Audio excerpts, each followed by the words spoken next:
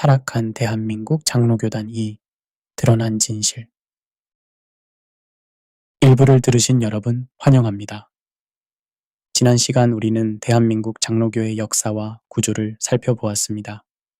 1907년 평양 대부흥의 아름다운 시작, 1938년 신사참배의 뼈아픈 굴복, 해방 이후 분열과 재분열의 악순환, 신학교에서 벌어진 권위의 타락, 그리고 담임 목사 중심의 왕권적 구조가 어떻게 장로교 안에 자리 잡게 되었는지를 함께 들여다보았습니다. 일부가 왜 이런 구조가 형성되었는가를 묻는 시간이었다면 오늘 2부는 전혀 다른 질문을 던집니다. 실제로 무슨 일이 있었는가? 이제는 추상적인 이야기를 할 때가 아닙니다. 오늘 우리는 실명을, 교단명을, 사건을, 날짜를 이야기할 것입니다. 그것이 불편하게 느껴진다면 그 불편함 자체가 이미 중요한 신호입니다. 진실은 언제나 처음에 불편합니다. 그러나 불편한 진실을 외면하는 것이 아픈 상처를 덮어두는 방치임을 우리는 일부에서 이미 배웠습니다. 한 가지를 미리 분명히 말씀드립니다. 오늘 이 시간은 특정 개인을 인격적으로 공격하기 위한 시간이 아닙니다. 인물과 사건을 통해 드러나는 구조적 문제를 직시하기 위한 시간입니다. 어떤 교단인지, 어떤 메커니즘이 작동했는지, 그것이 성경적 기준과 어떻게 충돌하는지를 정직하게 살펴보는 것입니다. 또한 오늘 다루는 모든 사례는 대한예수교 장로회 합동, 이하 예장 합동, 대한예수교 장로회 통합, 이하 예장 통합, 대한예수교 장로회 고신, 이하 고신, 대한예수교 장로회 합신, 이하 예장 합신, 대한예수교 장로회 백석, 이하 백석, 한국기독교 장로회, 이하 기장 등 장로교단에 속한 교회, 기관, 인물에 한정합니다. 이것은 다른 교단을 면죄하려는 것이 아니라 오늘 우리가 다루고자 하는 주제의 범위를 명확히 하기 위함입니다. 예레미야서 5장 31절은 이렇게 말합니다. 선지자들은 거짓을 예언하며 제사장들은 자기 권세로 다스리며 내 백성은 그것을 좋게 여기니 마지막에는 너희가 어찌하려느냐? 마지막에는 너희가 어찌하려느냐? 이 질문 앞에 우리 모두 섰으면 합니다. 그럼 이제 시작하겠습니다. 제1장 세습. 교회는 누구의 것인가? 명성교회와 예장통합의 결정적 시험. 2017년 9월 대한민국 교계를 뒤흔든 사건이 일어났습니다. 예장통합 소속의 명성교회 서울 강동구 소재에서 담임 목사직 세습이 공식 선언되었습니다. 김삼환 목사가 아들 김하나 목사에게 교회를 넘긴 것입니다. 이 사건이 왜 그토록 충격적이었을까요? 단순히 한 교회에서 일어난 일이기 때문이 아닙니다. 그보다 훨씬 더 중요한 이유가 있습니다. 예장통합은 이미 2013년 총회에서 목회세습금지법을 결의했습니다. 직계가족에게 담임 목사직을 승계하는 것을 금한다는 내용이었습니다. 이 결의는 총회 헌법 수준으로 격상되어 있었습니다. 즉, 명성교회의 세습은 예장통합교단 헌법을 정면으로 위반하는 행위였습니다. 그런데 어떤 일이 벌어졌습니까? 처음에 예장통합재판국은 2018년에 세습을 무효로 판정했습니다. 교단 헌법에 위배된다는 이유였습니다. 그러나 이야기는 거기서 끝나지 않았습니다. 명성교회 측은 이의 신청을 제기했고 법정 소송까지 이어졌습니다. 교단 내부에서는 명성교회의 압도적인 재정적 영향력이 전방위적으로 작동했습니다. 명성교회는 예장통합총회 예산의 상당 부분을 감당하는 초대형 교회입니다. 결국 2019년 예장통합총회는 극적인 방향 전환을 했습니다. 세습금지법에 예외 조항을 신설하여 사실상 명성교회의 세습을 추인하는 결정을 내렸습니다. 여러분, 이것이 무엇을 의미하는지 생각해 보십시오. 원칙이 있었습니다. 그 원칙을 만든 사람들도 예장통합이었습니다. 그런데 그 원칙이 큰 교회, 돈이 많은 교회 앞에서 무너졌습니다. 헌법이 있었지만 힘이 헌법을 이겼습니다. 베드로전서 5장 3절은 이렇게 말합니다. 맡은 자들에게 주장하는 자세를 하지 말고 양무리의 본이 되라. 그러나 이 사건이 보여주는 것은 정반대입니다. 교회가 가문의 소유로 넘겨졌습니다.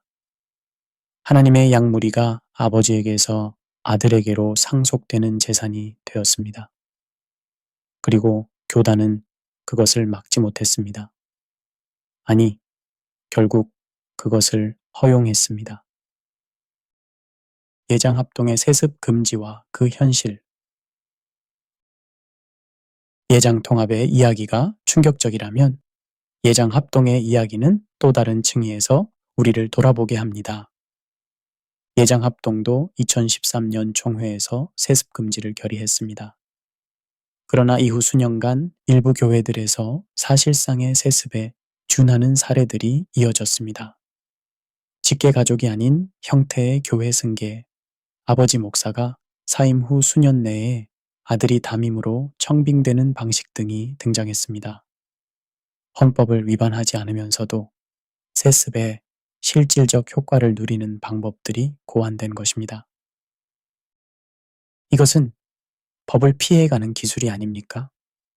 원칙에 정신은 죽었는데 형식만 살아남은 것 아닙니까? 장로교의 근본 원리 중 하나는 회중주의적 요소와 대의민주주의적 요소가 결합된 치리입니다. 칼뱅이 제네바에서 세운 교회 정치 원리는 어떤 한 사람이 교회 위에 군림하는 것이 아니라 장로들이 함께 다스린다는 것이었습니다. 웨스트민스터 표준 문서들이 정립한 장로교 정치 구조도 이 원리에 기반합니다. 그런데 오늘의 한국 장로교는 어떻습니까? 장로교의 이름을 달고 있지만 실질적으로는 담임 목사 한 사람이 왕처럼 군림하는 교회들이 적지 않습니다. 그리고 그 왕위가 아들에게로 세습됩니다. 비유를 하나 들어보겠습니다. 대기업이 있습니다. 그 회사 정관에는 사장은 이사회의 공정한 선출로 선임된다고 쓰여 있습니다. 그런데 실제로는 창업자의 아들이 아무런 경쟁 없이 사장직을 이어받습니다. 이사회는 형식적으로 찬성표를 던졌지만 그 이사들 대부분이 창업자가 임명한 사람들입니다. 여러분은 이것을 정상적인 지배 구조라고 생각하십니까? 교회에서도 똑같은 일이 일어나고 있습니다. 장로들이 있습니다. 당회가 있습니다. 총회가 있습니다. 그러나 모든 구조가 담임 목사의 의지를 합법화하는 도구로 작동할 때 그 구조는 껍데기에 불과합니다. 에베소서 4장 11절은 이렇게 말합니다. 그가 어떤 사람은 사도로, 어떤 사람은 선지자로, 어떤 사람은 복음 전하는 자로, 어떤 사람은 목사와 교사로 삼으셨으니 하나님은 교회에 다양한 직분들을 주셨습니다. 한 사람에게 모든 것을 맡기는 구조가 아닙니다. 이 다양한 직분들이 서로를 견제하고 보완할 때 교회는 균형 있게 세워집니다. 세습은 이 균형을 처음부터 무너뜨리는 행위입니다. 세습 문제가 주는 핵심 교훈은 이것입니다. 교단이 아무리 훌륭한 원칙을 가지고 있어도 큰 교회의 재정적 영향력 앞에서 그 원칙이 무너진다면 그 교단의 원칙은 종이 위의 글자일 뿐입니다. 오늘 여러분에게 묻고 싶습니다.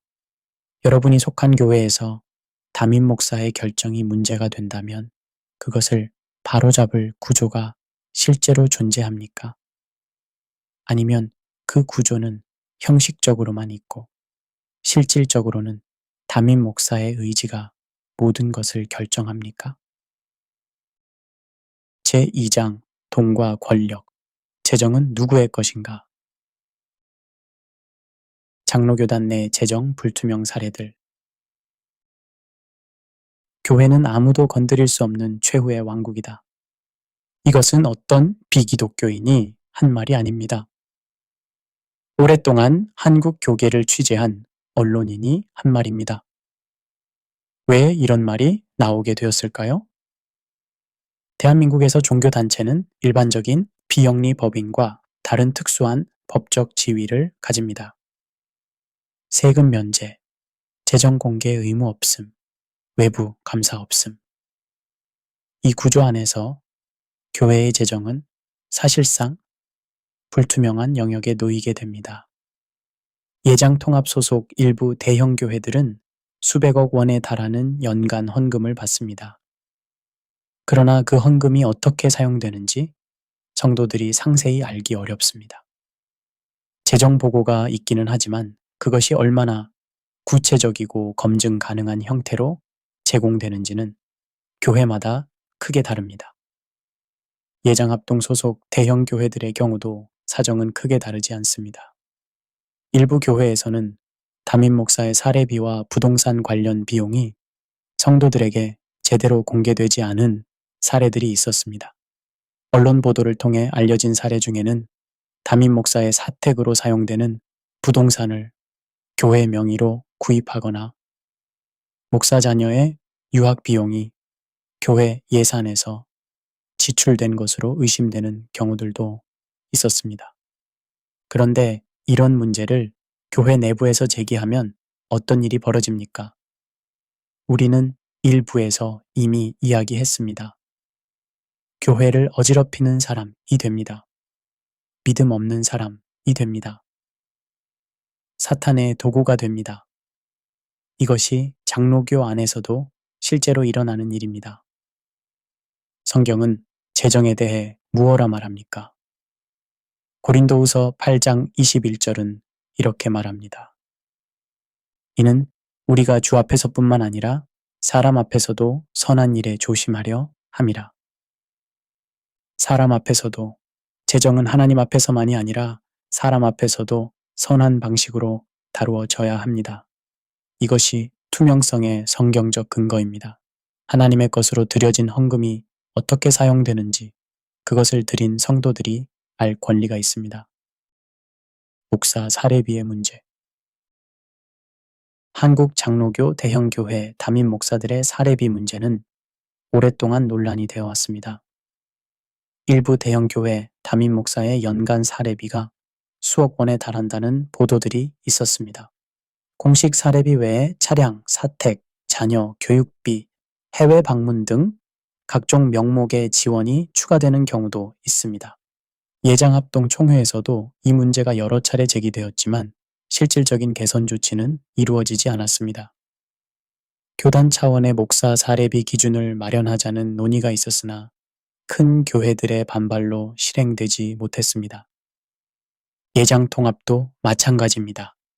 교단 차원의 재정 투명성 강화 결의들이 있었지만 그것이 각 교회의 실제 재정 운영 방식을 바꾸는 데는 한계가 있었습니다. 여기서 한 가지 비유를 들어보겠습니다. 어떤 자선단체가 있습니다. 그 단체의 대표는 기부자들에게 당신들의 기부금은 가난한 아이들을 위해 쓰입니다 라고 말합니다. 그런데 대표 자신은 수억 원짜리 아파트에 살고 고급 차를 타고 자녀들은 해외 명문 학교에 다닙니다. 기부자들이 이 사실을 알게 되었을 때 그들이 느끼는 감정은 무엇일까요? 교회는 자선단체가 아닙니다. 그러나 재정 사용의 투명성이라는 원칙에서 교회는 자선단체보다 더 엄격해야 하지 않겠습니까? 왜냐하면 그 헌금은 하나님의 이름으로 드려졌기 때문입니다. 디모데전서 6장 10절은 이렇게 말합니다. 돈을 사랑함이 일만 악의 뿌리가 되나니 이것을 탐내는 자들은 미혹을 받아 믿음에서 떠나 많은 근심으로써 자기를 찔렀도다. 일만 악의 뿌리. 교회 안에서 돈의 문제를 직시하지 않으면 그 뿌리에서 다른 모든 문제들이 자라나옵니다. 세습도 돈과 무관하지 않습니다. 권력 남용도 돈과 연결됩니다. 침묵하는 성도들도 재정적 의존 관계 때문에 말을 못하는 경우가 있습니다. 오늘 실천으로 이것을 권합니다. 여러분이 다니는 교회의 재정 보고서를 요청해 보십시오. 그것이 얼마나 상세한지, 얼마나 쉽게 접근할 수 있는지 확인해 보십시오.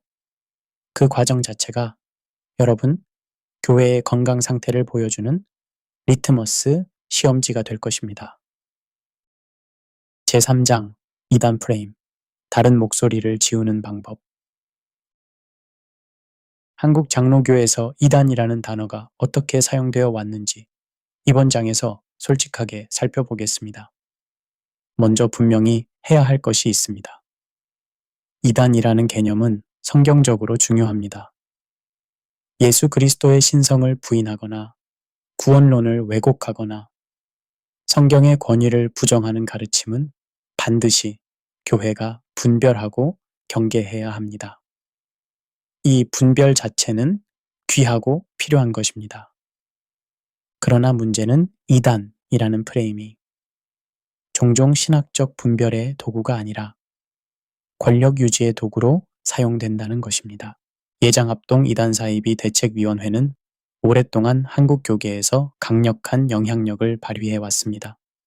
그런데 이 위원회가 이단성이 있다라거나 주의를 요하는 인물로 선정한 사람들 중에는 나중에 그 결정의 근거가 신학적 문제가 아니라 교단 내 갈등 또는 인간적 반감과 관련이 있는 것으로 드러난 경우들이 있었습니다. 또한 예장합동 교단 내에서 총회 노선에 비판적인 목소리를 낸 목사들이 이단 혐의를 받는 상황이 발생하기도 했습니다.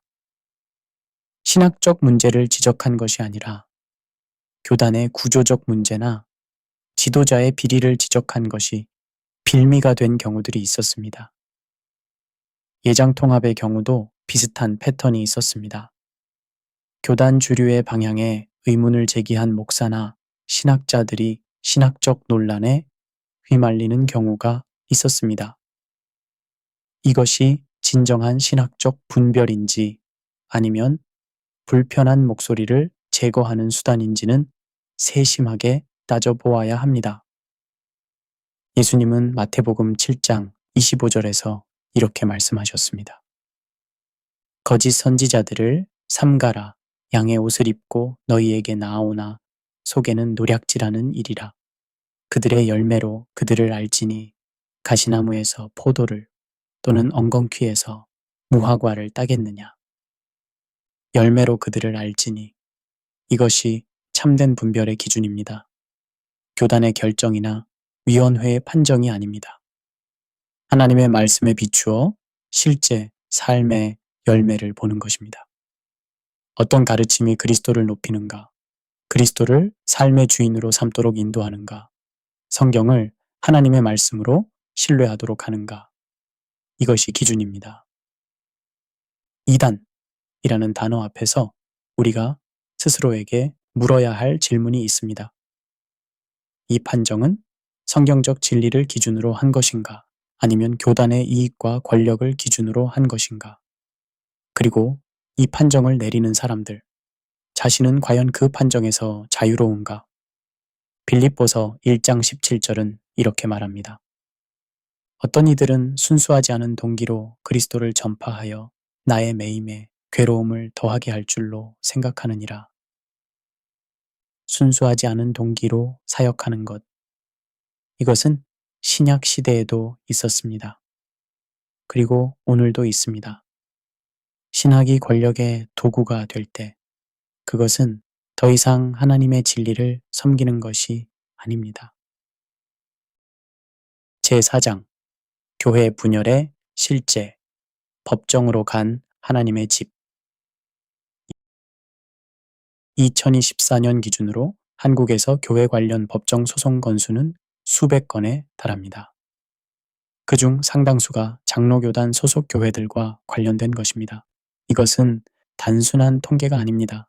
이것은 장로교 안에서 공동체가 얼마나 심각하게 무너지고 있는지를 보여주는 숫자입니다. 전형적인 분열의 패턴을 살펴보겠습니다. 어느 예장합동 소속 교회에서 이런 일이 일어납니다. 담임 목사와 원로 목사 사이에 갈등이 생깁니다. 혹은 담임 목사와 장로들 사이에 갈등이 생깁니다. 처음에는 신학적 차이 또는 목회 방향의 차이처럼 보입니다. 그러나 갈등이 깊어지면서 재정 문제, 부동산 관리 문제, 인사 문제 등이 얽히기 시작합니다. 결국 성도들이 두 진영으로 나뉩니다. 한쪽은 교회 건물을 점거하고 다른 쪽은 인근 공간을 빌려 예배를 드립니다. 노회와 총회가 중재를 시도하지만 실패합니다. 결국 법원 소송으로 이어집니다. 교회 건물의 소유권, 법인 인감, 교회 예금 계좌, 이런 것들이 법정 다툼의 대상이 됩니다. 이 광경을 세상 사람들이 보고 있습니다. 예수님의 이름으로 모이는 공동체가 건물과 돈을 두고 법정에서 싸우는 것을, 이것이 무엇을 의미합니까? 고린도전서 6장 1절과 2절은 이렇게 말합니다. 너희 중에 누가 다른 이와 더불어 일이 있는데 성도 앞에서 고발하지 아니하고 불의한 자들 앞에서 고발하느냐? 성도가 세상을 판단할 것을 너희가 알지 못하느냐? 바울은 성도들이 법정으로 가는 것 자체를 이미 패배로 보았습니다. 너희가 도리어 불의를 당하는 것이 낫지 아니하며 속는 것이 낫지 아니하냐? 그런데 한국 장로교 교회들은 법정으로 갑니다. 그리고 때로는 그 소송이 수년씩 이어집니다. 왜 이렇게 됩니까? 뿌리를 따라가면 결국 두 가지에 도달합니다.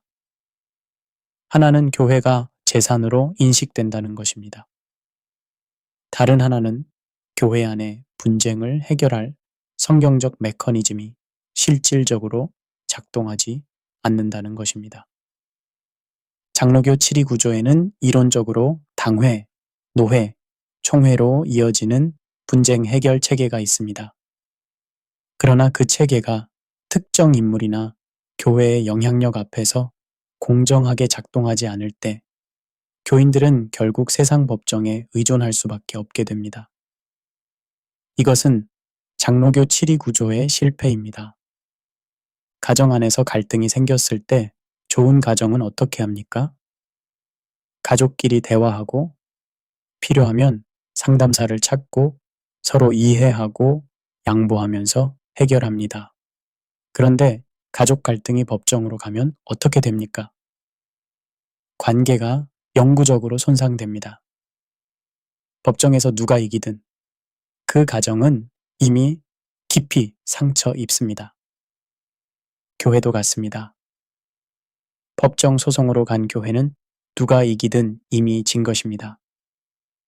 하나님의 영광을 위해 싸운 것이 아니라 건물과 돈을 위해 싸운 것이기 때문입니다.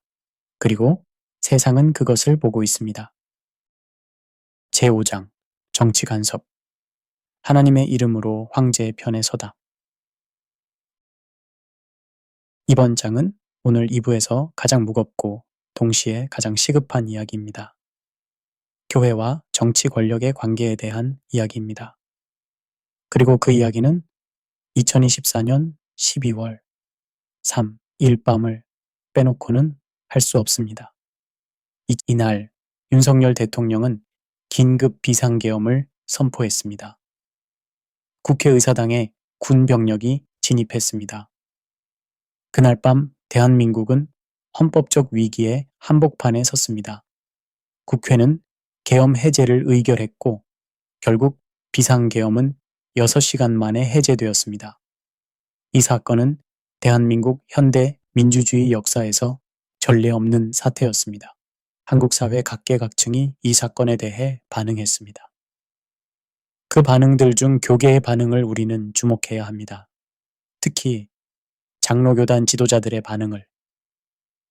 계엄 선포 직후와 이후 수개월간 일부 예장합동 교단 지도자들 및 예장합동 소속 주요 목사들은 계엄 선포를 옹호하거나 계엄에 저항한 세력을 종북 또는 좌파로 규정하는 발언들을 공개적으로 했습니다. 일부는 윤석열 대통령을 하나님이 세우신 지도자로 규정하며 계엄에 반대하는 것은 하나님의 뜻에 거스르는 것이라는 주장을 펼쳤습니다. 한국기독교 총연합회 한기총을 비롯한 보수 기독교 연합기관들에서 예장합동 소속 주요 인사들의 주도로 이루어진 성명들에서도 비슷한 논조가 나타났습니다. 자유민주주의를 수호한 결단으로 계엄을 옹호하거나 반대운동을 공산주의 세력의 공작으로 규정하는 주장들이 장로교 지도자들의 이름으로 발표되었습니다. 이것이 왜 심각한 문제입니까?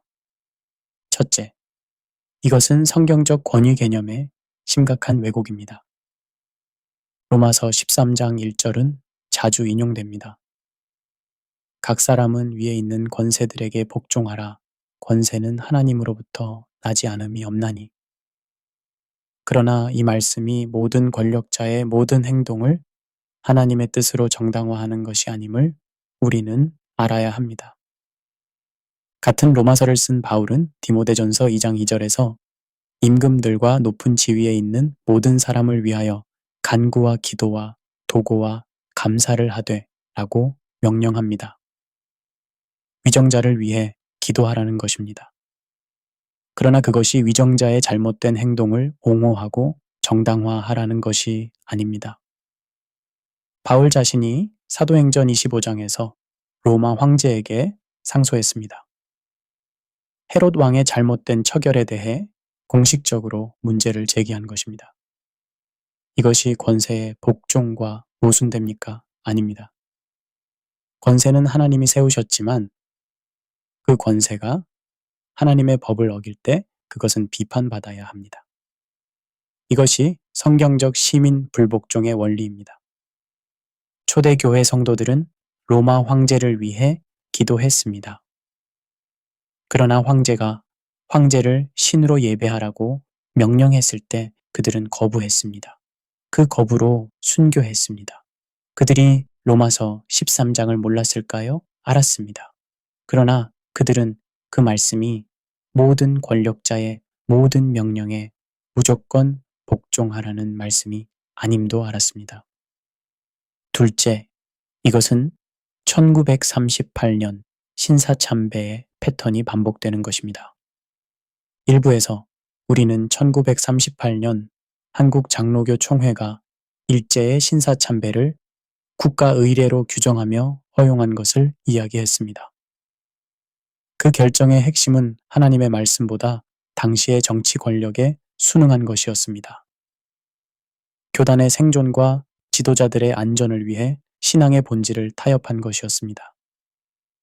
2024년에 일부 장로교 지도자들이 계엄을 옹호한 것도 같은 패턴입니다. 정치적 이해관계, 이념적 동조 혹은 권력과의 관계를 유지하기 위한 동기들이 신앙적 언어로 포장되었습니다. 하나님이 세우신 지도자라는 말은 신학처럼 들리지만 실제로는 특정 정치 세력에 대한 지지를 신성화하는 것입니다. 셋째, 이것은 교회의 예언자적 기능을 마비시킵니다. 구약의 선지자들의 역할 중 하나는 권력자들의 잘못을 하나님의 이름으로 지적하는 것이었습니다. 나단이 다윗의 간음과 살인을 지적했습니다. 아모스가 이스라엘 왕들의 불의를 지적했습니다. 엘리야가 아합 왕의 우상 숭배를 정면으로 비판했습니다. 이것이 선지자의 사명이었습니다. 교회가 이 예언자적 기능을 잃고 권력 편에 서면 어떻게 됩니까? 교회는 권력의 도구가 됩니다. 강자를 지지하고 약자를 위로하는 것이 아니라 강자를 신성화하고 약자를 억압하는 구조의 일부가 됩니다. 예장합동 교단 안에서 그리고 예장통합 교단 안에서도 일부 목사들은 계엄 사태에 대하여 다른 목소리를 냈습니다. 계엄을 비판하고 헌정 질서의 회복을 요구하는 성명들도 있었습니다. 이것을 분명히 해야 합니다. 모든 장로교 지도자들이 같은 입장을 취한 것이 아닙니다. 그러나 교단을 대표하는 목소리들이 교단의 이름으로 발표된 성명들이 어떤 방향을 가리켰는지는 중요한 문제입니다. 예수님은 마태복음 22장 21절에서 이렇게 말씀하셨습니다. 가이사의 것은 가이사에게, 하나님의 것은 하나님께 바치라. 이 말씀은 정치와 신앙의 분리를 의미합니다. 동시에 하나님의 것을 가이사에게 바치는 것에 대한 경고이기도 합니다. 교회가 특정 정치 권력의 정당성을 하나님의 이름으로 승인할 때 교회는 하나님의 것을 가이사에게 바치는 것입니다. 하나님의 이름이 정치적 목적에 사용되는 것입니다. 윤석열 대통령에 대한 정치적 평가는 이 자리에서 할 바가 아닙니다. 그것은 각자의 정치적 판단의 영역입니다. 그러나 교회가 특정 정치 권력과 운명을 같이 하는 구조가 되었을 때 그 교회는 더 이상 모든 사람을 위한 복음을 선포할 수 없게 됩니다. 왜냐하면 그 교회에 들어오려면 먼저 특정 정치적 입장을 가져야 하기 때문입니다. 이것은 교회의 본질을 훼손하는 것입니다. 이사야 31장 1절은 이렇게 말합니다. 도움을 구하러 애굽으로 내려가는 자들은 화 있을진저 그들은 말을 의지하며 병거의 많음과 마병의 심이 강함을 의지하고 이스라엘의 거룩하신 이를 앙모하지 아니하며 여호와를 구하지 아니하거니와. 애굽의 힘, 병거의 힘, 마병의 힘을 의지하는 것. 오늘의 언어로 말하자면 정치 권력을 의지하는 것입니다. 이것이 선지자 이사야가 경고하는 것입니다. 교회는 하나님을 의지해야 합니다. 정치 권력과의 동맹이 아닙니다. 이 원칙을 망각할 때 교회는 스스로를 잃게 됩니다. 오늘 실천으로 이것을 제안합니다. 다음에 교회에서 정치적 발언을 들으실 때 스스로에게 물어보십시오. 이것은 성경의 원칙에서 나온 것인가? 아니면 특정 정치 세력과의 동맹에서 나온 것인가? 이 분별이 여러분을 보호합니다. 제6장 무당과 번영신학, 샤머니즘이 장로교를 점령하다. 이번 장의 제목을 처음 들으셨을 때 어떠셨습니까? 무당이라는 단어와 장로교라는 단어가 같은 문장에 있는 것이 어색하게 느껴지셨을지 모릅니다. 그러나 이것이 오늘의 현실입니다. 대한민국 기독교의 역사적 배경에서 중요한 사실이 하나 있습니다. 기독교가 들어오기 전 한국 사회를 지배하던 종교적 세계관은 무속신앙이었습니다. 무당, 굿, 기복신앙. 이 전통은 수천 년간 한국인의 영적 DNA에 깊이 새겨졌습니다. 그 핵심 가치는 이것입니다. 정성껏 빌면 복을 받는다. 재물과 건강과 자녀의 성공을 위해 신에게 빈다. 기독교가 한국에 들어왔을 때 이 무속적 세계관이 완전히 사라진 것이 아니었습니다. 형식은 기독교가 되었지만 내용에 무속의 논리가 녹아들었습니다. 이것이 한국 교회 안에 번영신학이 특히 강하게 뿌리내린 이유 중 하나입니다. 번영신학의 핵심 주장은 이것입니다. 믿음으로 헌금하면 하나님이 물질적 복을 돌려주신다. 믿음이 강하면 건강하고 부유해지고 성공한다. 이것은 무속신앙의 기복 구조와 구조적으로 동일합니다. 다만 무당이 목사로, 굿이 예배로, 부적이 안수 기도로 바뀐 것입니다. 이것이 장로교 안에서 어떻게 나타납니까? 기복적 설교의 만연. 예장통합 소속 일부 대형 교회들의 설교에서 이런 메시지들을 들을 수 있습니다. 올해에도 물질적 축복이 넘치시기를 선포합니다. 믿음으로 11조를 드리면 하나님이 창고를 넘치도록 채우실 것입니다. 여러분의 자녀들이 성공하도록 하나님이 역사하실 것입니다. 이것들이 나쁜 말처럼 들리지 않을 수 있습니다. 그러나 이것이 복음의 핵심 메시지가 될 때 문제가 됩니다. 복음의 핵심은 무엇입니까? 죄에서의 구원입니다. 하나님과의 화목입니다. 예수 그리스도를 통한 영원한 생명입니다. 이것이 사도 바울이 고린도전서 15장 3절과 4절에서 선포한 복음입니다. 그리스도께서 우리 죄를 위하여 죽으시고 장사 지낸 바 되셨다가 성경대로 사흘 만에 다시 살아나사 물질적 성공, 건강, 자녀의 성공 이런 것들이 복음의 결과로 따라올 수도 있습니다. 그러나 그것이 복음 자체가 될 때 그 메시지는 다른 복음입니다. 갈라디아서 1장 8절은 이렇게 말합니다. 그러나 우리나 혹은 하늘로부터 온 천사라도 우리가 너희에게 전한 복음 외에 다른 복음을 전하면 저주를 받을지어다. 예장합동 교단 내에서도 이런 설교 경향이 있습니다.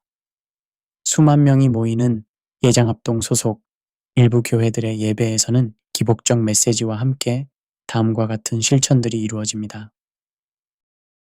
안수 기도의 변질. 장로교 전통에서 안수 기도는 성경적 근거가 있는 실천입니다. 사도행전에서 안수는 성령 받음, 사역 위임, 치유 등과 관련하여 이루어졌습니다. 그런데 오늘 일부 장로교 교회들에서 이루어지는 안수 기도는 어떤 모습입니까? 목사가 성도의 이마에 손을 얹고 큰 소리로 물질의 복을 부어라. 건강의 복을 선포한다.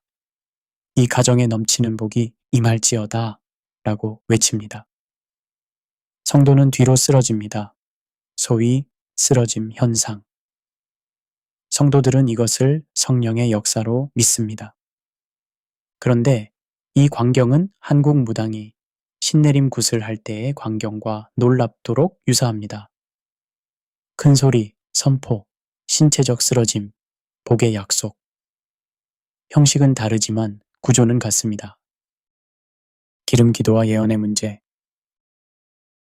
일부 예장합동 및 예장통합 소속 교회들에서는 특별 집회 때 기름을 바르는 의식이 행해집니다. 목사나 사역자가 기름을 바르면서 이 기름이 당신에게 임하는 저주를 끊는다거나 이 기름으로 질병이 떠난다는 식의 선포를 합니다.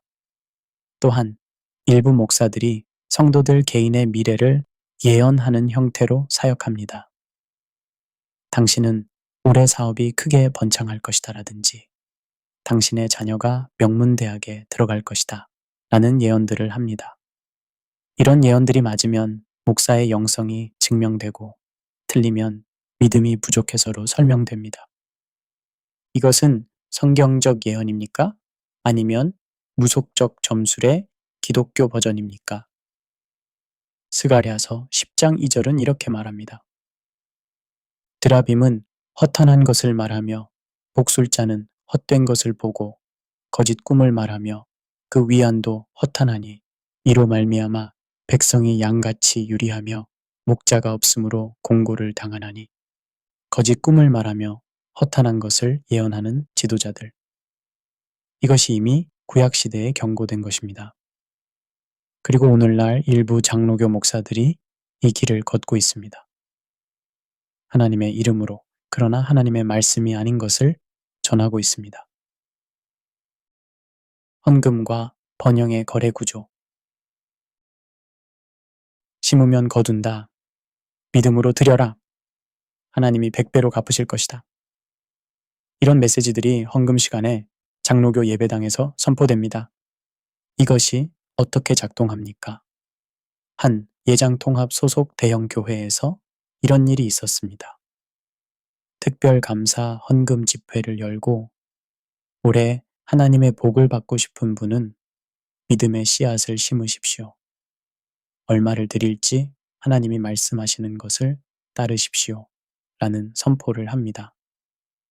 그리고 간증자들이 나와서 작년에 이렇게 드렸더니 이런 복을 받았다는 이야기를 합니다. 이 구조 안에서 많이 헌금한 사람은 더 큰 복을 기대하게 됩니다. 헌금이 투자가 됩니다.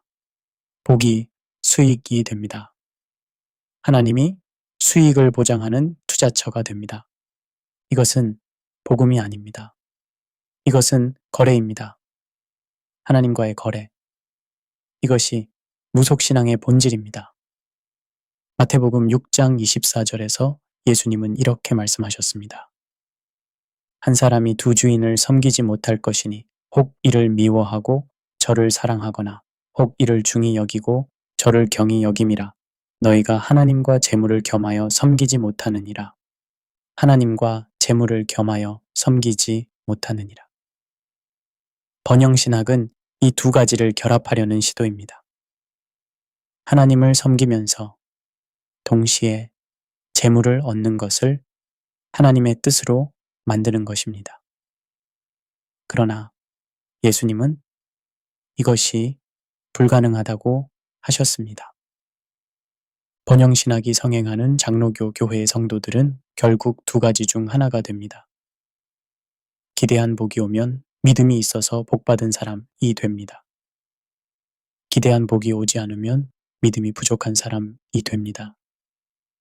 어떤 경우든 교회와 목사에 대한 의존도가 높아집니다. 이것이 번영신학이 교회에 이로운 이유입니다.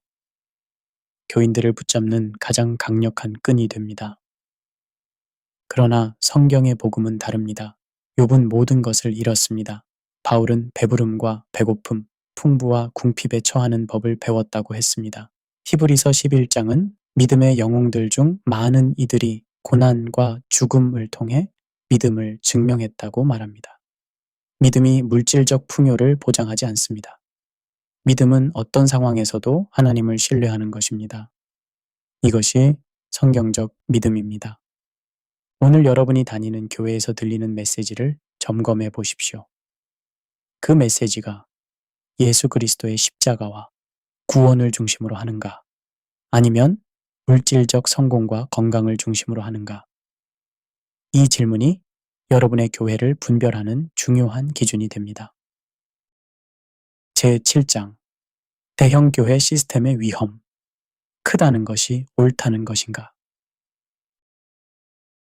대한민국에 있는 몇몇 세계 최대 교회들 중 일부는 장로교단 소속입니다. 수만 명이 모이는 예배, 수백억 원의 연간 예산, 수십 개의 사역 프로그램. 이것을 보면 성공한 것처럼 보입니다. 그러나 예수님은 마태복음 7장 23절에서 이렇게 말씀하셨습니다. 그때에 내가 그들에게 밝히 말하되 내가 너희를 도무지 알지 못하니 불법을 행하는 자들아 내게서 떠나가라 하리라. 많은 일을 했다고 주장하는 사람들에게 나는 너희를 모른다고 하시는 예수님. 규모와 활동의 크기가 하나님과의 관계를 보장하지 않습니다. 예장합동 소속 초대형 교회들의 구조를 살펴보겠습니다. 수만 명이 모이는 교회에서 담임 목사는 사실상 모든 성도를 개인적으로 알기가 불가능합니다. 따라서 소그룹 리더들, 교역자들, 각 부서 담당자들의 네트워크가 담임 목사의 영향력을 전달하는 통로가 됩니다. 이 구조에서 담임 목사의 말은 전달 과정에서 증폭되고 절대화되는 경향이 있습니다. 직접 소통이 아닌 대규모 미디어 방송을 통해 이루어지는 설교는 비판적 대화가 불가능합니다. 성도는 수신자가 됩니다. 재정적으로는 수십 개의 연관기관, 선교단체, 교육기관이 담임 목사 중심으로 연결됩니다. 이 생태계에서 담임 목사에게 반하는 의견을 제시하는 것은 단순히 그 교회를 나오는 것이 아닙니다. 자신의 사회적 네트워크 전체를 잃는 것을 의미합니다. 이것이 왜 위험합니까? 견제가 없는 권력은 부패한다는 것은 인류 역사가 증명하는 진리입니다. 교회도 예외가 아닙니다. 아니, 교회는 하나님의 권위라는 이름으로 견제를 더욱 어렵게 만들 수 있기 때문에 더욱 위험합니다. 예장통합 소속 일부 대형 교회들의 사례들을 보면 교회 규모가 커질수록 담임 목사에 대한 견제가 오히려 더 약해지는 역설적 현상이 나타납니다. 규모가 커질수록 더 많은 사람들이 그 교회에 의존하게 되고 그 의존성이 침묵을 강요하는 메커니즘이 됩니다. 열왕기상 12장에서 솔로몬의 아들 르호보암이 왕위에 올랐을 때 원로들의 충언을 무시하고 젊은 신하들의 말을 따랐습니다.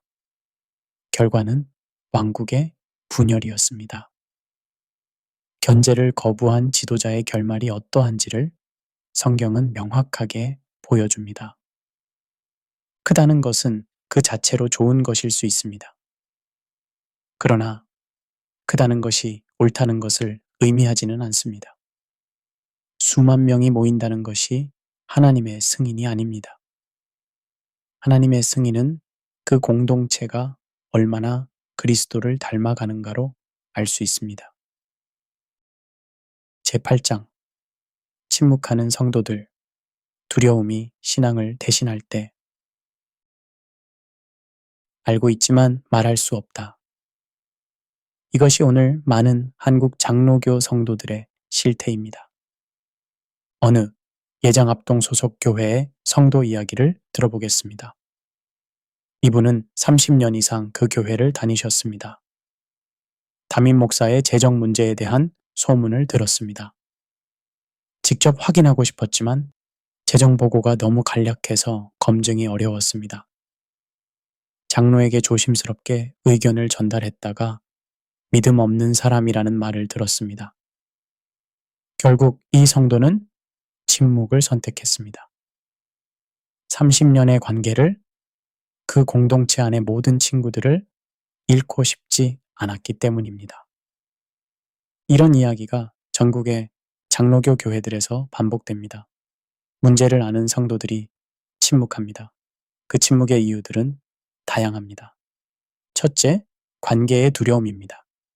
교회 공동체는 많은 성도들에게 가장 중요한 사회적 네트워크입니다. 친구들이 있고, 가족들이 있고, 오랜 인연들이 있습니다. 문제를 제기하면 그 모든 것을 잃을 위험이 있습니다. 둘째, 영적 두려움입니다.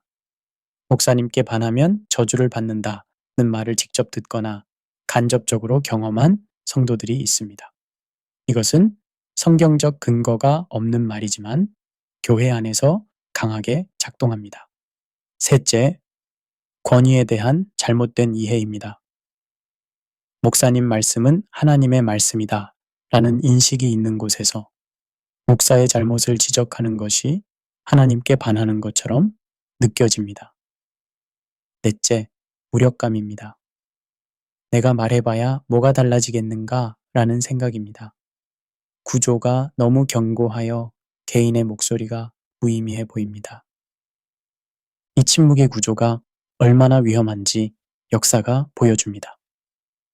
침묵이 지배하는 공동체에서는 어떤 일이든 가능해집니다. 재정 비리도, 도덕적 타락도, 신학적 왜곡도 모두 아무도 말하지 않으면 지속됩니다. 에스겔 3장 17절에서 하나님은 에스겔에게 이렇게 말씀하셨습니다. 인자야 내가 너를 이스라엘 족속의 파수꾼으로 삼았으니 너는 내 입의 말을 듣고 나를 대신하여 그들을 깨우치라. 파수꾼은 위험을 보면 말해야 합니다. 위험을 보고도 말하지 않으면 그 피가 파수꾼의 손에 있다고 하나님은 말씀하셨습니다. 교회 안에서 침묵을 지키는 것이 지혜가 아닐 수 있습니다. 그것이 공범이 되는 길일 수 있습니다. 침묵을 강요받고 있는 성도들에게 이 말씀을 드리고 싶습니다. 여러분이 외롭게 느껴지는 것을 압니다. 여러분이 두려운 것을 압니다. 그러나 하나님은 파수꾼을 혼자 세우지 않으십니다. 내가 세상 끝날까지 너희와 함께 있으리라는 약속이 오늘 여러분에게도 살아 있습니다. 제9장 공포 시스템 신앙이 어떻게 통제 도구가 되는가? 한 가지 역설적인 질문을 드리겠습니다. 하나님은 누구십니까? 성경은 하나님을 사랑이라고 말합니다. 요한일서 4장 8절 사랑하지 아니하는 자는 하나님을 알지 못하나니 이는 하나님은 사랑이심이라. 하나님은 자유를 주십니다. 고린도후서 3장 17절 주는 영이시니 주의 영이 계신 곳에는 자유가 있느니라. 하나님은 두려움을 주지 않으십니다. 디모데후서 1장 7절 하나님이 우리에게 주신 것은 두려워하는 마음이 아니요 오직 능력과 사랑과 절제하는 마음이니. 그런데 일부 장로교 교회들에서 만나는 하나님은 어떤 분입니까? 헌금하지 않으면 저주를 받습니다. 이 교회를 떠나면 하나님의 보호에서 벗어납니다. 목사님 말씀에 반하면 영적으로 위험합니다. 다른 교회 예배에 나가면 심령이 더럽혀집니다. 이 메시지들 안에 있는 하나님은 사랑이 아닙니다. 두려움입니다. 이 메시지들은 자유를 주지 않습니다. 통제를 합니다. 이것이 성경의 하나님입니까? 이것이 어떻게 작동합니까? 먼저 불안이 생성됩니다. 당신의 영적 상태가 불안전합니다. 당신의 가정에 영적 문제가 있습니다.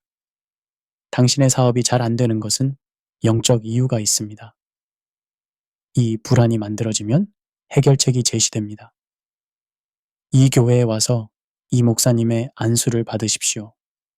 이 특별 집회에 참석하십시오. 이 금액에 헌금을 드리십시오. 그리고 그 해결책에 의존하게 됩니다. 의존도가 높아질수록 이 시스템을 벗어나기가 더 어려워집니다. 이것은 기독교가 아닙니다. 이것은 정서적, 영적 조작입니다. 그리고 이런 조작이 예장합동, 예장통합 소속 교회들에서도 이루어지고 있습니다. 예수님은 요한복음 8장 32절에서 이렇게 말씀하셨습니다. 진리를 알지니 진리가 너희를 자유롭게 하리라. 진리는 자유를 줍니다. 두려움을 주지 않습니다. 만약 어떤 가르침이 당신을 자유롭게 하는 대신 점점 더 두렵게 만든다면, 점점 더 특정 사람이나 교회에 의존하게 만든다면 그것은 진리가 아닐 가능성이 높습니다. 두려움을 이용하는 신앙 시스템을 알아보는 신호들이 있습니다. 하나, 이 교회를 떠나면 나쁜 일이 생긴다는 암시가 있습니까? 둘, 다른 교회나 다른 목사를 좋게 말하면 안 되는 분위기가 있습니까? 셋, 헌금 강요가 믿음과 연결되어 있습니까? 넷, 질문하거나 의심하는 것이 믿음 없음으로 취급됩니까? 다섯, 외부 정보를 차단하려는 경향이 있습니까? 이 중 두 가지 이상이 해당된다면 그 공동체는 두려움을 기반으로 운영되고 있을 가능성이 있습니다. 그리고 두려움 기반의 공동체는 복음의 공동체가 아닙니다. 제10장 집단 심리 조작 감정이 진리를 대신할 때 감동과 진리는 다릅니다. 이것을 먼저 분명히 해야 합니다. 예배 중에 감동받는 것, 눈물 흘리는 것, 뜨거운 감정을 느끼는 것, 이것들이 반드시 잘못된 것이 아닙니다. 성경은 우리가 마음을 다해 하나님을 사랑하라고 합니다. 감정도 그 사랑의 일부입니다. 문제는 감정이 진리의 기준이 될 때입니다. 일부 예장합동 및 예장통합 소속 대형 교회들의 예배 형태를 살펴보겠습니다. 수십 분간의 감정적 음악이 준비됩니다. 조명이 설계되어 있습니다. 수천 명이 함께 소리 높여 기도하고 찬양합니다. 감정이 최고조에 달한 상태에서 메시지가 전달됩니다. 이 상태에서 사람들은 비판적 사고가 일시적으로 낮아진 상태가 됩니다. 어떤 메시지도 더 쉽게 받아들여집니다. 이것이 고의적인 조작이라고 단정할 수는 없습니다. 그러나 이 상태를 이용하여 재정적 결단을 촉구하거나 무비판적 헌신을 요구하거나 검증되지 않은 예언을 선포할 때 그것은 진리에 기반한 것이 아닌 감정적 조작입니다. 사도 바울은 데살로니가전서 5장 21절에서 이렇게 말합니다. 범사에 헤아려 좋은 것을 취하라. 헤아려, 이것은 지성적 분별을 요구합니다. 감정에만 기댄 신앙은 분별력을 잃게 합니다. 바울은 빌립보서 4장 7절에서 모든 지각에 뛰어난 하나님의 평강을 말합니다. 하나님이 주시는 평강은 지각, 이성적 이해를 뛰어넘는 것이지 지각을 억압하는 것이 아닙니다. 베레아 사람들이 바울의 말을 들었을 때 어떻게 했는지 사도행전 17장 11절은 이렇게 전합니다. 이곳 사람들은 데살로니가에 있는 사람들보다 더 신사적이어서 간절한 마음으로 말씀을 받고 이것이 그러한가 하여 날마다 성경을 상고하므로 바울의 말을 감정으로만 받아들이지 않았습니다. 이것이 그러한가 하여 날마다 성경을 상고했습니다. 이것이 건강한 신앙의 모습입니다. 어떤 가르침도 성경으로 검증하는 것, 아무리 감동적인 설교도 말씀과 비교하는 것, 이것이 진리 안에서의 자유입니다. 제11장 정보 차단 시스템 닫힌 세계 안의 위험 그 유튜브 보지 마세요. 사탄의 도구입니다. 다른 목사님 설교 들으면 심령이 오염됩니다. 비판하는 사람들은 다 사탄이 쓰는 사람들이에요. 이런 말들을 교회에서 들어보신 분이 있습니까? 정보 차단은 건강한 공동체에서는 일어나지 않습니다. 건강한 신앙은 외부 정보를 두려워하지 않습니다. 왜냐하면 진리는 검증을 이겨내기 때문입니다. 진리는 빛 앞에서 더욱 빛납니다. 그러나 거짓이나 조작을 기반으로 하는 시스템은 외부 정보를 두려워합니다. 외부 정보가 들어오면 내부의 허상이 드러나기 때문입니다. 일부 예장합동 소속 교회들과 예장통합 소속 교회들에서 이런 정보 차단이 이루어집니다. 특정 인물에 대한 비판적 내용이 담긴 유튜브 채널, 뉴스 기사, 심지어 다른 기독교 서적들이 위험한 것으로 분류됩니다. 성도들이 이런 정보들을 접하면 영적으로 불순해진다거나 믿음이 흔들린다는 우려가 전달됩니다. 그런데 생각해 보십시오. 진정한 신앙은 외부의 도전 앞에서 흔들리는 것이 아닙니다. 오히려 외부의 도전을 통해 더 깊어지고 확인됩니다. 자신이 믿는 것을 의심해 본 사람이 그것을 더 깊이 이해합니다. 자신의 신앙이 어디에 기반하는지 질문해 본 사람이 더 견고한 믿음을 가집니다. 요한복음 14장 6절에서 예수님은 이렇게 말씀하셨습니다.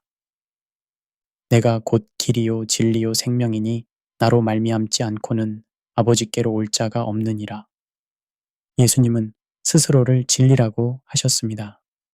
진리는 차단을 필요로 하지 않습니다. 진리는 공개적 토론과 검증을 환영합니다. 진리를 지키기 위해 정보를 차단해야 한다면 그것은 진리가 아닐 가능성이 높습니다. 건강한 장로교 공동체는 외부의 비판을 두려워하지 않아야 합니다.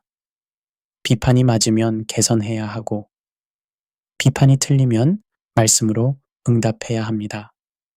침묵하거나 차단하는 것은 약함의 표시입니다. 진리는 강합니다. 제12장 피해자가 떠나지 못하는 이유 이 장은 특별히 지금 이 상황에서 고통받고 있는 분들을 위한 장입니다. 왜 떠나지 못하는가? 이 질문은 외부에서 보면 간단해 보입니다. 문제가 있으면 나오면 되지 않느냐고. 그러나 실제로 그 안에 있는 사람들에게 이것은 결코 간단한 문제가 아닙니다. 첫 번째 이유는 관계입니다. 오랫동안 그 공동체 안에서 쌓아온 관계들이 있습니다. 결혼식과 장례식을 함께한 사람들이 있습니다. 자녀들이 함께 자란 가정들이 있습니다. 영적 위기의 순간을 함께 넘긴 형제자매들이 있습니다. 그 교회를 나온다는 것은 그 모든 관계를 잃는 것을 의미할 수 있습니다. 이것은 사람이 감당하기에 매우 어려운 상실입니다. 두 번째 이유는 투자된 시간입니다. 10년, 20년, 30년을 그 공동체에 쏟아부었습니다. 봉사했습니다. 헌신했습니다. 헌금했습니다. 지금 와서 나온다는 것은 그 모든 투자가 잘못된 곳에 쓰인 것임을 인정하는 것처럼 느껴집니다. 이것이 매몰 비용의 오류입니다. 이미 쏟아부은 것이 아까워서 계속하는 것. 그러나 방향이 잘못되었다면 지금 멈추는 것이 앞으로의 더 큰 손실을 막는 것입니다. 세 번째 이유는 두려움입니다. 떠나면 저주를 받는다는 암시를 수년간 들어온 사람에게 떠나는 것은 영적 죽음을 의미하는 것처럼 느껴집니다. 이것은 근거 없는 두려움이지만 그것이 실제로 느껴지는 사람들에게는 매우 현실적입니다. 네 번째 이유는 정체성입니다. 나는 이 교회 사람이다 라는 것이 자신의 핵심 정체성이 된 사람들이 있습니다. 그 교회를 나온다는 것은 자신이 누구인지를 잃는 것처럼 느껴집니다. 이 모든 이유들을 이해합니다. 이것은 단순한 교회 이전이 아닙니다. 인생의 재구성입니다. 그리고 그것은 어렵습니다. 그러나 성경은 말합니다. 갈라디아서 5장 1절. 그리스도께서 우리를 자유롭게 하려고 자유를 주셨으니 그러므로 굳건하게 서서 다시는 종의 멍에를 매지 말라. 자유를 주셨으니 그리스도가 주신 자유는 진짜입니다. 어떤 교회도 어떤 목사도 어떤 시스템도 여러분을 영적으로 붙잡을 권리가 없습니다. 그 자유는 이미 그리스도 안에서 여러분의 것입니다. 지금 이런 상황에 있는 분들에게 말씀드립니다. 혼자 결정하지 마십시오. 신뢰할 수 있는 기독교인 상담사를 찾아보십시오. 교단 소속 목사들 중 독립적이고 신뢰할 수 있는 분을 찾아보십시오. 그리고 무엇보다 하나님의 말씀으로 직접 돌아가십시오. 어떤 사람의 해석이나 가르침이 아닌 성경 자체를 제 13장 절대 속지 않는 7가지 기준. 이번 장은 가장 실용적인 장입니다. 어떤 교회, 어떤 목사, 어떤 가르침이 건강한지 판단하는 7가지 기준입니다. 오늘 살펴본 예장합동, 예장통합, 고신, 기장 등 어떤 장로교단 교회에도 이 기준을 적용해 보실 수 있습니다. 기준 하나, 검증 가능한가? 그 교회의 재정 보고가 구체적이고 공개적입니까? 담임 목사의 사례비와 부동산 사용이 공개됩니까? 지출 내역이 성도들이 확인할 수 있는 형태로 제공됩니까? 검증을 원하는 성도가 검증을 시도할 수 있습니까? 건강한 교회는 검증을 두려워하지 않습니다. 숨길 것이 없기 때문입니다. 기준 둘, 성경과 일치하는가? 설교의 핵심 메시지가 예수 그리스도의 십자가, 구원, 하나님의 사랑, 제자의 삶으로 이어집니까? 아니면 물질적 복, 성공, 번영, 건강이 중심입니까? 설교에서 인용된 성경 구절이 문맥에 맞게 사용됩니까? 스스로 성경을 찾아 확인할 수 있습니까? 야고보서 1장 25절은 말합니다. 자유롭게 하는 온전한 율법을 들여다보고 있는 자는 듣고 잊어버리는 자가 아니요 실천하는 자니 이 사람은 그 행하는 일에 복을 받으리라. 성경이 자유를 주어야 합니다. 성경이 무기가 되어 성도들을 복종시키는 도구가 되어서는 안 됩니다. 기준 셋, 권력이 분산되어 있는가? 담임 목사 한 사람이 모든 것을 결정합니까? 아니면 장로들과 집사들이 실질적으로 교회 운영에 참여합니까? 당회가 실질적 권한을 가지고 있습니까? 아니면 담임 목사의 결정을 추인하는 역할만 합니까? 담임 목사의 결정에 반하는 의견을 제시할 수 있는 공식적 채널이 있습니까? 장로교의 원리는 분산된 권력입니다. 이 원리가 실제로 작동하는지 확인하십시오. 기준 넷, 비판이 가능한가? 교회에 대한 비판적 질문을 할 수 있습니까? 목사의 결정에 동의하지 않는다는 의견을 표현할 수 있습니까? 외부 언론이나 다른 기독교인들의 비판적 시각에 대해 교회가 어떻게 반응합니까? 그것을 사탄의 공격으로 규정합니까? 아니면 진지하게 응답합니까? 비판을 환영하는 공동체는 자신에게 자신이 있는 공동체입니다. 비판을 두려워하는 공동체는 숨길 것이 있는 공동체입니다. 기준 다섯, 재정이 투명한가? 연간 재정 보고서를 요청했을 때 제공됩니까? 그 보고서가 일반 성도들이 이해할 수 있는 수준의 구체적인 내용을 담고 있습니까? 특별 헌금의 사용처가 명확합니까? 담임 목사와 교역자들의 사례비 수준이 합리적이고 공개적입니까? 고린도후서 8장 21절을 다시 기억하십시오. 주 앞에서뿐만 아니라 사람 앞에서도 선한 일에 조심하려 함이라. 재정 투명성은 신앙의 문제입니다. 기준 6, 두려움을 사용하는가? 이 교회를 떠나거나 헌금을 하지 않거나 목사의 말에 동의하지 않을 때 나쁜 결과가 생길 것이라는 암시가 있습니까? 성도들이 두려움 때문에 순종합니까? 아니면 감사와 사랑 때문에 순종합니까? 예배 후에 자유롭고 평안한 감정이 남습니까? 아니면 불안하거나 죄책감이 남습니까? 디모데후서 1장 7절을 다시 기억하십시오. 하나님이 우리에게 주신 것은 두려워하는 마음이 아니요 오직 능력과 사랑과 절제하는 마음이니. 기준 7, 예수님 중심인가 사람 중심인가? 모든 예배와 설교의 중심이 예수 그리스도입니까? 아니면 담임 목사의 신앙 여정, 담임 목사의 비전, 담임 목사의 권위가 중심입니까? 교인들이 예수님을 믿도록 인도됩니까? 아니면 그 교회와 그 담임 목사를 따르도록 인도됩니까?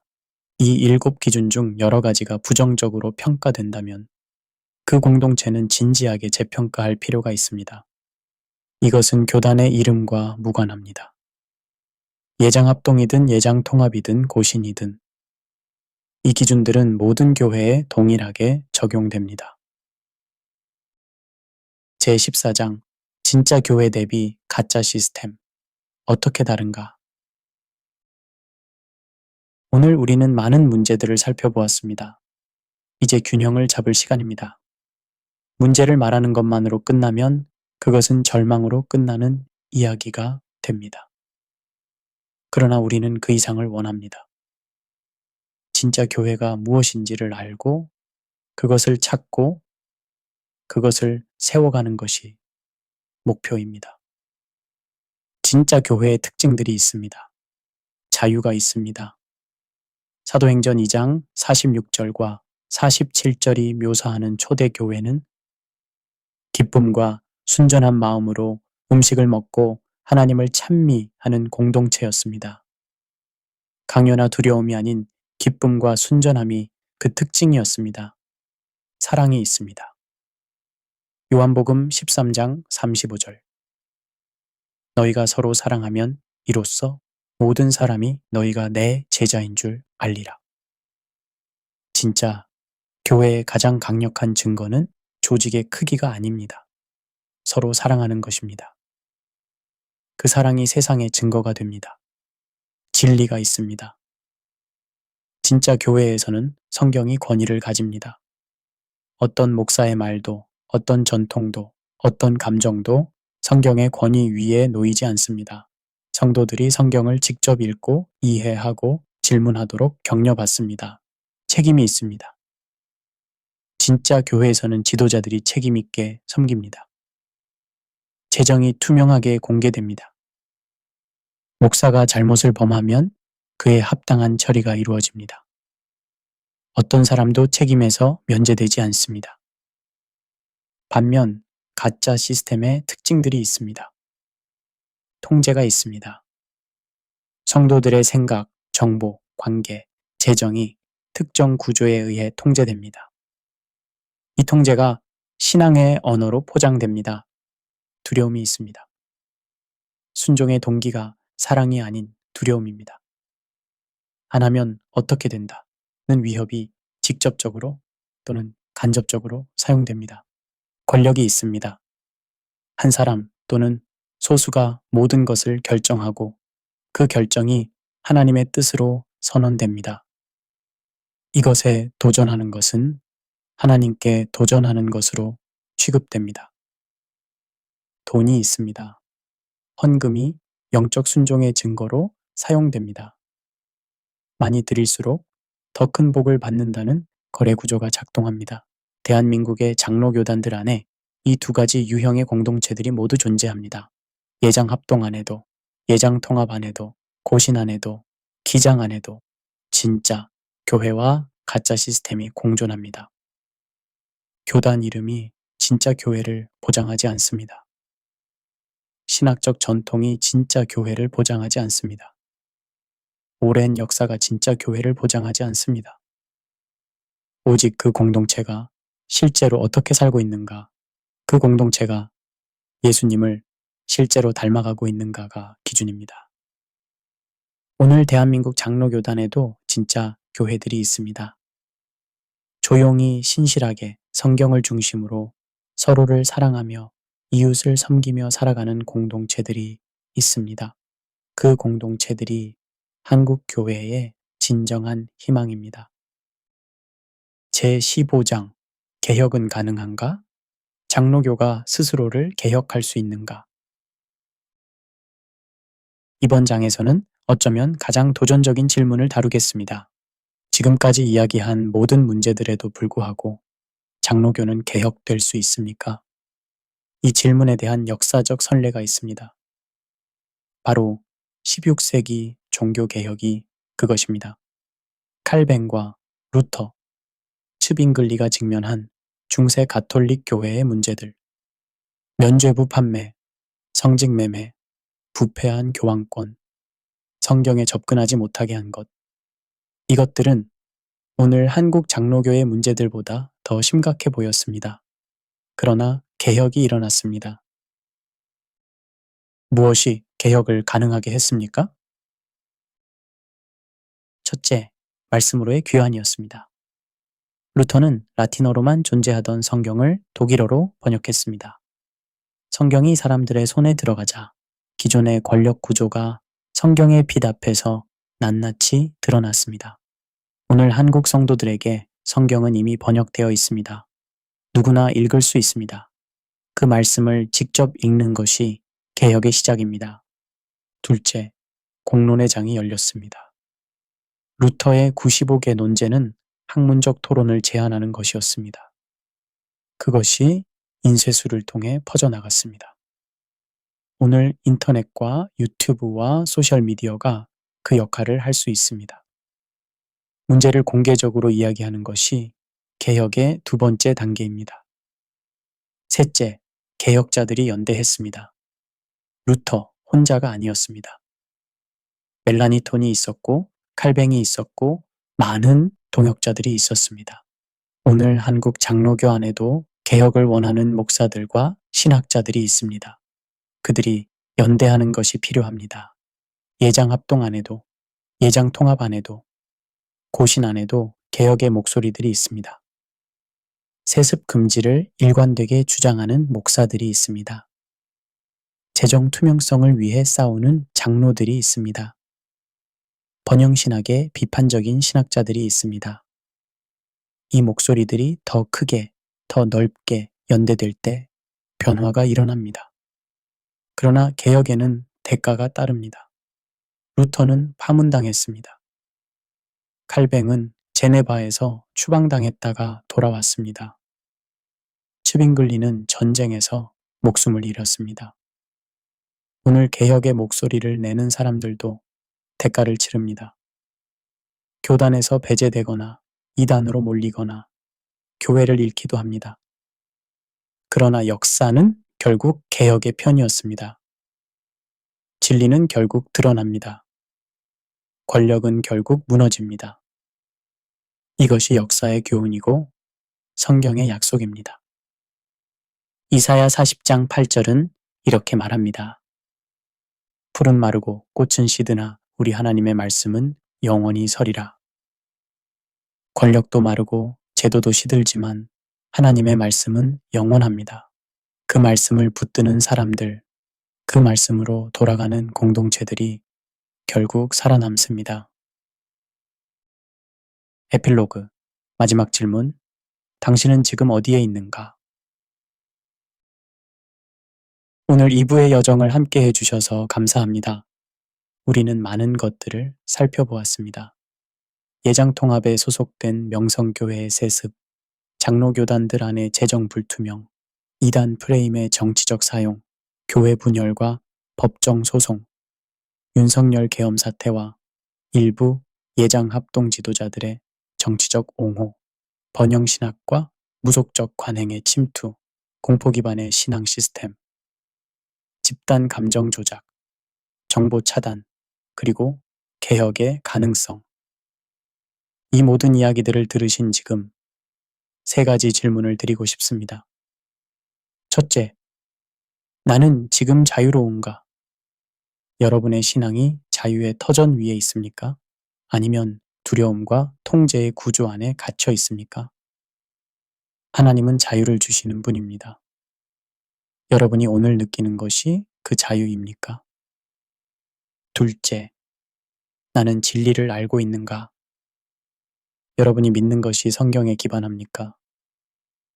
어떤 목사나 교단의 권위가 아닌 하나님의 말씀 자체에 기반합니까? 성경을 직접 읽고 이해하고 그것으로 살아가고 있습니까? 셋째, 나는 하나님을 믿는가? 아니면 시스템을 믿는가? 이것이 오늘 전체 이야기를 관통하는 가장 핵심적인 질문입니다. 여러분의 신뢰가 어디에 있습니까? 교단에 있습니까? 담임 목사에 있습니까? 오랫동안 다닌 교회에 있습니까? 아니면 예수 그리스도 자신에 있습니까? 1부에서 우리는 호세아 4장 6절을 읽었습니다. 내 백성이 지식이 없으므로 망하는도다. 오늘 2부를 마치면서 다른 말씀을 드리고 싶습니다. 예레미야 29장 13절과 14절입니다. 너희가 온 마음으로 나를 구하면 나를 찾을 것이요 나를 만나리라. 나 여호와가 말하노라. 내가 너희에게 만나지겠고 온 마음으로 나를 구하면 나를 찾을 것이요. 이 약속은 오늘도 살아 있습니다. 어떤 교단이 얼마나 부패하든 어떤 목사가 얼마나 타락하든 하나님 자신은 여러분에게 만나지실 준비가 되어 있습니다. 구조가 타락해도 하나님은 타락하지 않으셨습니다. 지도자들이 실패해도 하나님은 실패하지 않으셨습니다. 그분을 온 마음으로 찾으십시오. 교회가 그분을 온전히 드러내지 못하고 있다면 그 교회를 통해서가 아닌 하나님 자신께 직접 나아가십시오. 그분의 말씀을 직접 읽으십시오. 그분께 직접 기도하십시오. 그분이 인도하시는 공동체를 찾으십시오. 오늘 이 오디오북을 들으신 여러분, 각 분들에게 이것을 바랍니다. 어떤 특정 교단을 떠나라거나 어떤 특정 목사를 비난하라는 것이 아닙니다. 하나님의 말씀 앞에서 정직해지는 것, 자신의 신앙을 성경에 빛 앞에서 점검하는 것. 그것이 오늘 이 시간이 여러분에게 드리고 싶은 단 하나의 부탁입니다. 이사야 1장 18절로 마치겠습니다. 여호와께서 말씀하시되 오라 우리가 서로 변론하자. 너희의 죄가 주홍 같을지라도 눈과 같이 희어질 것이요 진홍같이 붉을지라도 양털같이 희게 되리라. 오라 우리가 서로 변론하자. 하나님은 대화를 원하십니다. 숨김을 원하지 않으십니다. 형식적 순종을 원하지 않으십니다. 그분은 여러분과 직접 만나기를 원하십니다. 그 만남이 오늘 여러분의 신앙을 새롭게 할 것입니다. 장로교단의 타락이 하나님의 은혜를 막을 수 없습니다. 지도자들의 실패가 하나님의 사랑을 막을 수 없습니다. 오늘도 함께 해주셔서 감사합니다.